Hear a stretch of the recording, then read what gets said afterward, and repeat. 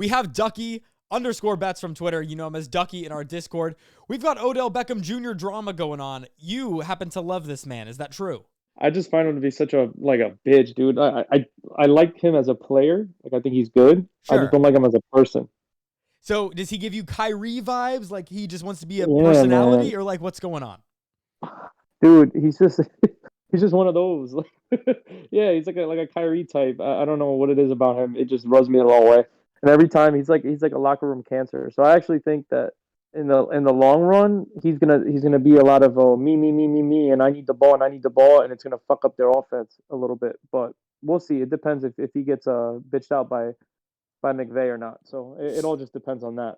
And on your behalf, I, including I'm sure a lot of our duck pond here, is on not only your fun Rams to win the Super Bowl, but Rams to win the division. So are you saying that you hate Odell so much that you don't even want him on this team? Like, do you feel like our stock has gone up or down with this move? No, I mean the stock obviously has gone up technically because anytime you add talent, it's better. But it's just like to me, it's like it depends on what type of Odell you get. Maybe you'll get the happy Odell who was on the Giants before, whereas in the Browns, like he just hated his quarterback and he hated being there. So Yeah. he was just like like a cancer to that locker room. But hopefully you'll get a better one. And I mean the Rams are really going for it, man. They're making the trades. Right. They're picking this guy up. So I mean, can't fault them for that. They're helping us in any way that they can, especially the NFC West. I mean, Colt McCoy getting a win last week was unfortunate because that would be a Yeah. time where we think that the Cardinals, we could at least like kind of kick them while they're down. But it's like they're following you out here because they're doing everything that they can. Listen, they're trying their heart out, man, to get us this future here. Hell But to yeah. be honest, the Cardinals, bro, I think they're in one of those tricky spots this week where they can lose to the Panthers, but that's a different story. But whatever. Cam is back. Do we like that? Well, yeah, no, but Cam's not starting. But the reason No. why I like the Panthers better is because PJ Walker's not going to turn the ball over like Sam Darnold will. So that's the problem with the Panthers. Their defense is still top five technically, top five. But Top five, top five, top five. Got There it you. is. There it is. Thank you. Yeah, so their defense is still top five, but the problem was that they've been playing with short fields on defense every fucking week because of Sam Darnold being terrible. Yeah. And he started out Which with goes to 5 show you, rushing yeah. TDs, which to me, who plays that Yeah. every week, it was like this weird anomaly that he was priced in. And I didn't see it. I think it was on Halloween, but I think he got like wrecked at the goal line at the 1. And then that's where this disaster has started. But now we're going to like an XFL quarterback. So we'll see what the Panthers have to Yeah. bring. But I agree with you. Arizona is eventually going to lose. Yeah, I mean, I'm looking at their schedule right now. You have Panthers this week, which can be a trap game. You never know. They have the Seahawks with Russell Wilson back. They have the Bears, the Rams again at I don't know if they're at home or whatever. Then the Lions, which is a win for the Cardinals. Right. The Colts, yeah, the Colts, Cowboys, and Seahawks again. So they have a tough end of the schedule. Yeah. Well, tough. And whatever, and it's Cliff Kingsbury, so the memes are alive still. So we'll see. But and then the Rams have a much easier schedule, so we'll see. I think that the division can flip here in the last couple weeks, and I don't know. I mean, I guess Cardinals fans will probably have my head for that, but whatever. No, I get you. And you were saying that you liked a cash out price. Would that be just taking the physical, like pressing the cash out button? Or what is it on your Super Bowl future that you would just be saying, I'm done. I don't want to risk it anymore? I mean, it's not so much about the risk because there is zero risk. It's a free bet, in my opinion, because the promo was you get $20 back per win. So all you needed was 10 wins on the season, and you get back your $200. Right. Yeah, so to me, that's a free bet because the Rams are going to hit north of 10 wins anyway. I think they're already at like 8 or something like that. So I already know that's going to happen. So it's a free bet. So there is no risk involved. To me, it's just more so of a like, if I can just get $600 out of this, Sure. I'm fucking running away with You're it gone. because that's triple the value off of a free bet. Of course. And I'm fully with you. I think that that's a typical legal sportsbook benefit that you have right there. That was FanDuel. Is that right? FanDuel, yeah, they had that cool promo, and I took my chances with the Rams because it was between. In my head, I was going either Chiefs, Browns, Rams. Sure. And I chose the Rams for a reason. So Yeah, the Chiefs is obviously the tough one of those 3 that you picked, so we're liking the LA Rams. Well, talking about Boston last weekend, it seems like it's flown by. We're already having plans for the next one, whether it be Charlotte or whatever. Did you like Boston, and do you feel like it's different from other northeastern spots that you've been to? Yeah, definitely. I definitely did like it. We did so much, bro. It's like nonstop. But The history lessons were each block. yeah, it was just a lot. We did a lot. We did not stop walking. I think I had like 25K steps per day when we were there, which is good. So it's whatever. Calorie But killer for you weightlifters out there. yeah, no, I had a lot of fun though. It's a cool town. It's a different vibe, I guess, from New York, but it's similar in many ways. But I equate it to like Chicago a lot. Like that's the way I looked at it when I Mhm. was there. Yeah, Yeah, I mean, there's that's things to the do. vibe I I was get. surprised their bar scene shut down around midnight, but you went That might to, be a COVID thing. true. We parted ways and you went to Cambridge. Did you check out Harvard? Yeah, we walked around. We mostly walked around MIT first, and then we went a little bit around Harvard at the end. But it Yeah. was kind of dark, so it was hard to see stuff. It just feels old. Like it has that feeling in the air. Yeah, yeah, it definitely does. It's a cool spot, man. It took forever to get there because it was just like on the other side of the fucking town, and we didn't take a train or anything. We just walked. Fish and Nav led us on a 30-minute walk. MIT, I didn't think was anything crazy. Yeah, MIT was all right. I mean, well, we went. So the guy that we were with went to MIT, so he knows like all the places to go. Sure. So he was showing us around, and we ended up eating there at this place. I forget the name of it, but it was pretty good. It was something about the something hobo. Hobo? I forget. Yeah, hobo. It's like the rusty hobo or the something lazy hobo, something like that. Our Bostonian listeners are screaming out the answer to us, but we cannot hear them. So I had a good time. I thought that it was fun. We packed a lot in. Like the game, it wasn't Boston College. It was a very fast game with all the running. It was cold, but it wasn't freezing. But I think that we had a trip to remember. Yeah, I mean, most def. Did not remember the He trip, was but it's a great he was time. dying. Yeah, he was dying. He was dying with that cold, Oh man. man, it was a But it rough wasn't that one. bad. I guess Yeah, I don't know. it's I just thought it hard was to like cold. sit He there. was That's the dying. problem. Yeah, he was dying. Well, he's from Florida, man, and Right. it is what it is. It He's a is. Florida. He is the Florida man. That's what it is. He He is is the the true Florida man. man. You're exactly right. Well, we have many things that we can discuss sports betting wise. Model, we've had tackles that were like September's debut thing is now we've gone through October. We have a Thursday night football tackle play as well. But now that we're going gift, no gift for hockey, do you have a favorite model that you've been spitting out on Patreon? Is it our first basket? What have you been liking the most? I love the first basket just because it's like I can't believe that something so fucking volatile has been so safe. Like Right. even yesterday, it wasn't a great day for the first basket. Like out of the seven top picks, I think only three of them hit. The round robin made it so safe though that like you only lost, I think, a little bit less than half the money that you put on it. So like that's the part that, That's a that makes bad it day, so you're saying. cool about it. Yeah, that was the worst day that we've had, which is it's crazy if you think Right. about it. 3 out of 7 is the worst day. Like what the fuck? Great. And we still only lost half of the risk that we put in. Where every day it's been pretty much positive.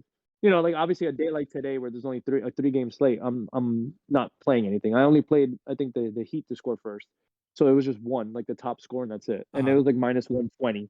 So like I put like a little like something small. I put like $25 on it, like just a little thing. Been cool. I like that one a lot, and I think that the gift model should be renamed to the no gift model because that's what it's Yeah. been spitting out. It's Yeah, it's been practically spitting you're out no betting gift. no. Is that the move?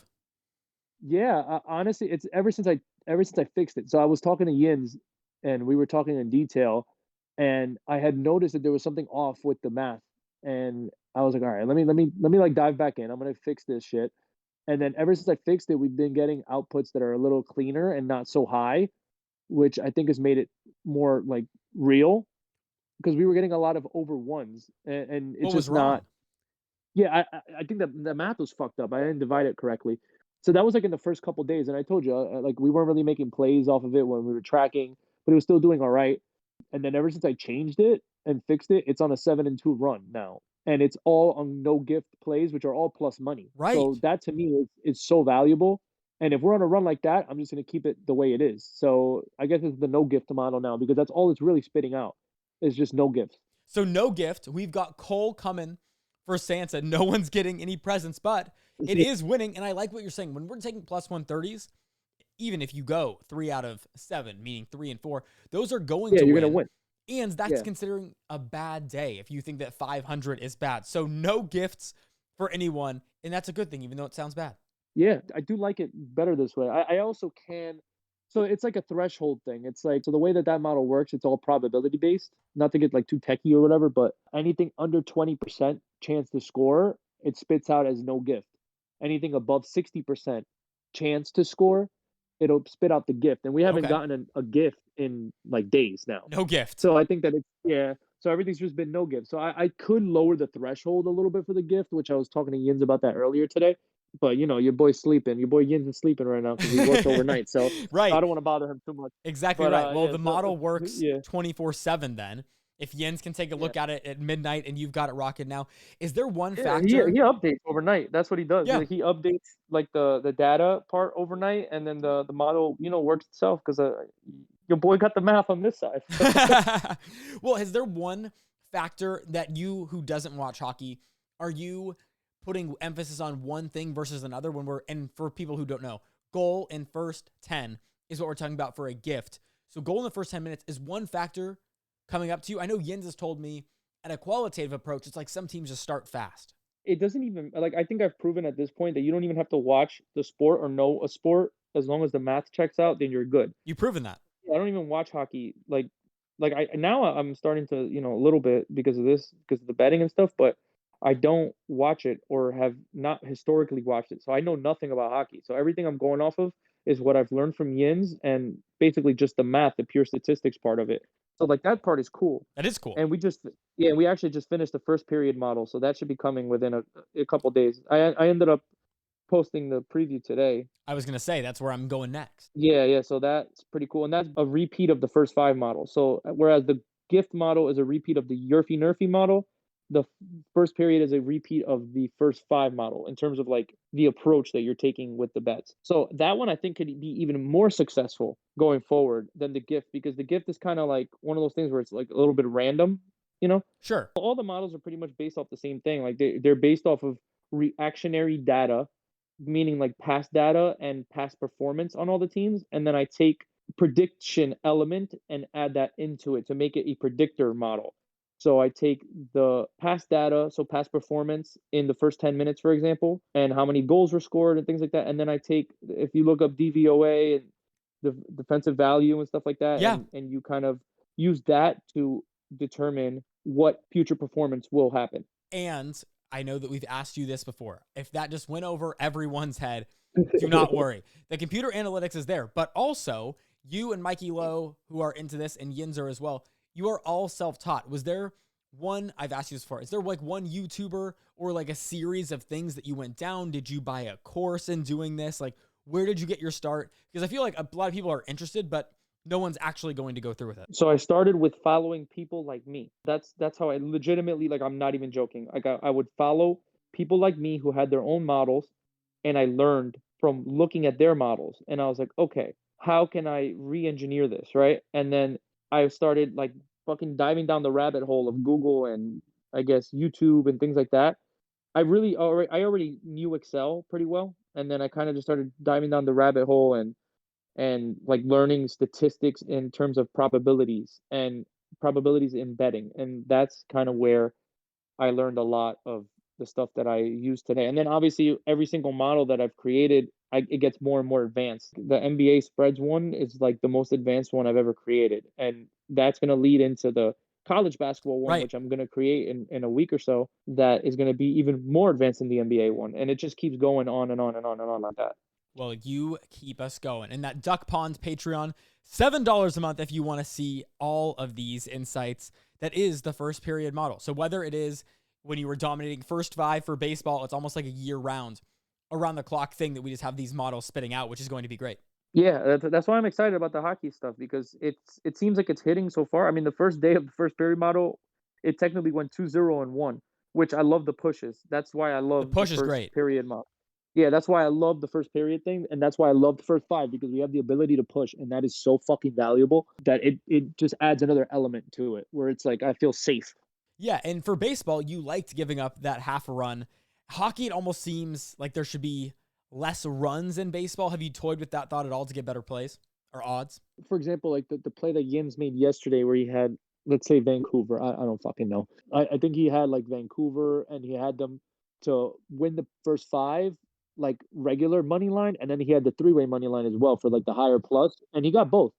So I like the thought of that, which is kind of like you're taking the spread and the money line kind of thing. Like I like the thought of it. and it might be something that I do in the future. It just I have to kind of just test it out and just kind of see. Like people on the Patreon, like they see my line of thought because with every single play that I post, I kind of like write a little bit about where my head is at and Sure. where I'm thinking, like what I'm thinking and why I think it's a good play, which is like that's the valuable part, I guess, of the pick. That's more valuable than the models, in my opinion, because you get to pick my brain and you get to see of what I'm thinking and why I'm picking the things I do. Because it's not all bullshit. Like I don't just I like No, I get you. I don't Even yeah, I picking think about it, you know? even picking our guy Durham is a crazy one that you're like, no, there's no Odell Beckham is a popular player. I'm gonna bet him. Like you'll bet on anyone. Same as me. Yeah, I don't care. I mean, he has a cool name, so Durham Smythe. Like, what's Right. such a cool name? But I mean, the model spit it out, and it said that it was a 78 power score, which is usually anything above 75 hits at like I think at like a 3 out of 4 rate. Which is great. Yeah, so to me, like that's a really valuable play. All he needs is one catch to get it, and I think it's a good play. So why not? And then I kind of just explained myself, and I posted that one on Twitter, so people saw that. Yeah, and I think that his name, Durham Smythe, sounds like he should be like the 7th or something. Yeah. But he, and like you're saying, it takes one catch. His over-under was 11.5 on Bovada. I think you had 9.5 at DraftKings, one of the legal ones. Yeah. And Mike Crookie had it at 9.5 too. wow. That's what Alex said. Look at I Mike think that Crookie. Alex posted. I don't know if it was Mike Crookie or I forget which one, but he posted on he added you on Twitter, actually. Oh, so you well, can check that. I'll have to see Yeah. and hope that good old Smythe has been staying at 9.5. So thank you to Alex on that little Yeah, I would still mention take it there. at 10. I would still take it at 10.5. I would take it up to like 11.5 is like the highest. He that I screams would like go. 2 catches, 12 yards. You know what I mean? Just like some simple Yeah, score line hides in the yeah, distance exactly. that you've made out on. Yeah, he's been pretty good though. Like I don't. Anytime the model spits out something weird like that, where I'm like, who the fuck is this? Like Yeah, I'll look into them. Like I'm not just gonna blindly put it up. So I sure. basically looked into him, and he's ripped off some 20-yard games. He had like a 50-yard game. They utilized his spot, and even a Dolphins fan commented on my thing, and they were like, honestly, like this is a good play. As There a we Dolphins go. fan who watches every game, and I'm like, all right, good. That Good. makes me a little bit more confident in it. So I'm happy. I always like getting the in-depth insight onto like one certain team, whether it's talking to like the Charlotte Hornets guys who we're going to see and whatever, because they see stuff that is not just in a box score. So Yeah. in having that, I like all the things, and it's like a fun one. Plus, there's no going negative really on receiving yards that much that can hurt us. It's like in rushing ones that we don't know. Maybe we do get that -4 or whatever, but receiving is pretty steady Eddie. So I'm looking forward to that. I wanted to ask you about the first baskets. Is there something other than a first basket Friday? You're playing these every day. It's not like you're just waiting for Fridays to be actually playing these. So the players like to actually score the first basket. That's usually I only pretty much play them in the promos, which now they have promos like 3 times a week. They have them on Wednesdays on BetMGM. They have like the first basket promo. On Barstool, they have them on Mondays where it's like you bet $10 on a first basket scorer and you get it back if their team wins the game. Oh, The one on Wednesday is a pure $25 free bet on a basket score, and then the first basket Fridays, which you get the money back for every 3-pointer scored. So they have these like 3 times a week now. So that's kind of like when I'm doing the players. The only thing I'm doing every day with the first baskets is the first team to score, because right. it stays true mostly to who's winning the tip offs. Exactly. And then it's the math, yeah, and then like the math formula that I have, because I also include the teams that might be winning the tip offs. Not all of them score, even if they're winning the tip offs. For example, the Bucks, they've been winning, I think, 90% of their tip offs, but they've been scoring like 30% of the time. So there's like a formula that I created that basically weighs that in as well, and kind of messes it around and gives me a percentage chance that each team will win, like will score first, and Because we then need the that's ball to basically score. how it weighs. Yeah, Yeah. yeah, and then I follow. Yeah, it breaks it down pretty well. So, and I think that like Portland, for example, the Trailblazers have won every single tip off this season. They're 100%, Crazy. and they've had like, I think every single player on their team has hit a first basket. So there's no clear cut choice for their players. So that's why I kind of avoid picking their players, but I'll pick their team to score the first basket a decent amount, which we fucking missed a gauntlet the other day I because of them. know. Yeah, it would have been cool. But if we're just missing gauntlets daily, Yeah, I and know. it's like that's whatever. great. But I know that you want one. I know that there's a listener and fan of yours who has a framed gauntlet. I think that Yeah, that there needs to is, become yeah. a Steve regular Rivers. mainstay. E Rivers. Yeah, no, I mean he actually sends me like we talk all the time. He's actually pretty good at football, so I talk to him a lot about football, and we DM like I think like 2 or 3 times a week. Like we'll just talk football shit and spreads, and What a he's a guy. cool guy. Yeah, P. but Rivers. the dude that gauntlet would have been probably my favorite one because it was literally all volatile bets. Like who the fuck gets a gauntlet, a 5 for 5 sweep Yeah. on a gift? On 2 gift plays and 3 teams to score first. Like what the fuck, Yeah. man? But I think So that was so dope. it's so sick. And I think that is bound to happen. And I mean, you and I talked about it a little bit in Boston. It's interesting how people will garner like tons of views and attention and like likes off being like, hey, absolute lock it up, 8 minus 8.5 plus 3.5, whatever. And it's like no one in the history of forever has been able to consistently call spreads, but finding weird shit like kickers and tackles and gifts and no gifts and things like first baskets. I am along for the ride. I'm very excited. Yeah, those small markets are fun. They really are. I mean, I feel like we still have to do the spreads and stuff, which is why I'm getting into the NBA spread game over here. But There's more mistakes, the less bets that are made on it. yeah, but I do like the thought of using my NBA spreads model to kind of pick the underdogs that I think are going to win and playing their spread and their money line. I do think that that'll be a profitable thing going forward. I just need to kind of just hone in on it, you know?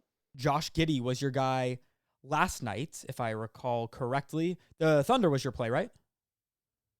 Yeah, the Thunder Yeah, and, okay. the Raptors. So like one of them hit, one of them didn't. But it comes ended up out being ahead. positive off of those 2 underdog plays, but you know, it's just a matter of just picking the right ones, I guess, at the right times and Onward. not forcing. Yeah, I was just going to say onward and upward. We're flying with the duck. yeah, let's do it, dude. Do you have any more final thoughts? Are you excited to be getting in that nice Christmas and Thanksgiving spirit? Are we festive in the duck pond this time of year? Yeah, it's always a fun time, man. And you know, I get off a decent amount, so it'll be fun. And I can't wait to see fucking Binu in Charlotte, which I just found out he's going. Right. That makes me happy. I know he's That now makes me flipping fucking happy houses. as shit. I can't wait. I can't wait. It'll be a fun time. I have to buy the tickets and all that shit. We got to figure that out. So I'll talk to you about that. Yeah, we'll figure it out. I think him and his missus went the hotel route, but we can do anything and everything. Sleeping on a We corner. do Airbnb. We can do Airbnb. I got some Airbnb stock, man. I gotta support my business, you know. Right? Do we have any final thoughts before we wrap up here? No, I think that's good. Like I said, I don't really have anything to talk about. I just wanted to kind of check in. Yeah, no, We check could talk in. after with the people who are listening. I could give a preview, I guess. All right. Well, Duck Pond signing off. Anyone who shows up on the live, we've got Biggs, Alex, Dust Dog, Curry Chow Mein. Sounds lovely. BJ. You know how I feel about that name. 3 Amigos and Babylon KD. Babylon's very sick at the moment. So everyone on the Duck Pond, enjoy. We'll see you next week.